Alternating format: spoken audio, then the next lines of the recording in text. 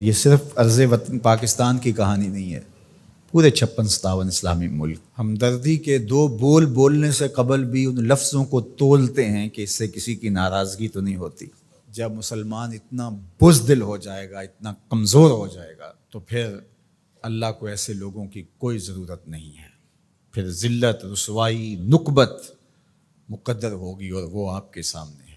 وَأَنْتُمُ الْأَعْلَوْنَ إِن كُنتُم مُؤْمِنِينَ، تم سر بلند ہو کر مومن بن کے رہو، عزت کا تاج تمہارے سر پہ رکھوں گا، یہ میرے رب کا وعدہ ہے، لیکن شرط یہ ہے کہ تم مومن بن کے رہو۔ اور آج دنیا کا مکروہ اور دوہرا چہرہ بھی سامنے آ گیا، جو انسانی حقوق کی بات کرتے ہیں، کتوں اور بلیوں کے حقوق پہ تنظیمیں بنا رکھی ہیں۔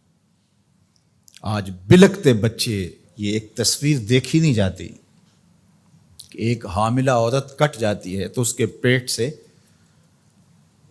ادھورا بچہ ایک شخص ہاتھ میں اٹھائے ہوئے دہائی دے رہا ہے۔ ظلم ظلم ہے، بڑھتا ہے تو مٹ جاتا ہے، اور خون خون ہے، بہتا ہے تو جم جاتا ہے۔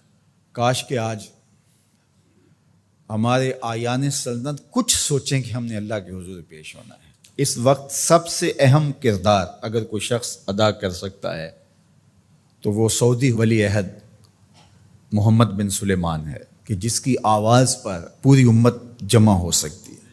اس وقت کفر متحد ہے، اس وقت پورے یہودی دنیا کے اسرائیل میں جمع ہو رہے ہیں مسلمانوں کے خون کا تماشا دیکھنے کے لیے، اور 56-57 اسلامی ملک ان کو پرواہ ہی نہیں ہے۔ اس وقت کیا کیفیت ہوتی ہے جب ان کے بچے آواز دیتے ہیں، این انتم یا جنود المسلمین، اے مسلمانوں کے لشکروں کہاں ہو تم؟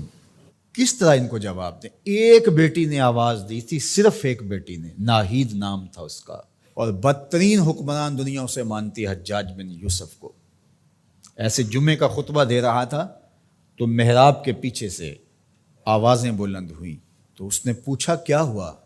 تو لوگوں نے بتایا کہ دیبل میں ایک کارواں کو راجہ داہر کے لوگوں نے لوٹ لیا ہے، تو یہ اس کی فریاد کر رہے ہیں، اور وہ ناہید نامی ایک لڑکی نے آواز دی ہے، میری مدد کو پہنچو۔ تو حجاج نے کہا تیری مدد ہو گئی، اور پھر محمد بن قاسم کو تیار کیا، اور پھر وہ قہر بن کے ٹوٹا، صرف ایک بیٹی کی آواز پہ۔ ایک بیٹی نے پکار دی۔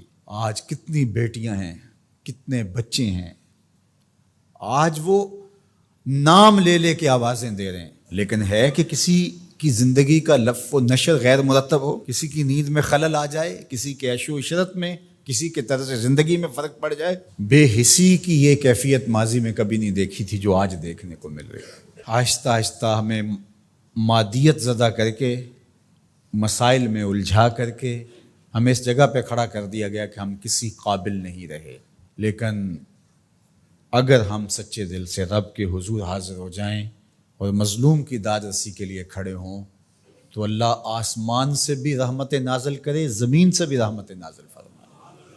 اللہ آسانیاں کرے اور فلسطینیوں کو کامل فتح یاب فرمائے، اور اللہ اس امت کو کھویا ہوا وقار دے، اور 56 اسلامی ممالک کو غیرت مند حکمران عطا فرمائے، اور اپنی خاص کرم نوازیاں اللہ میرے وطن اور تمام بلاد اسلامیہ کے شامل حال فرمائے۔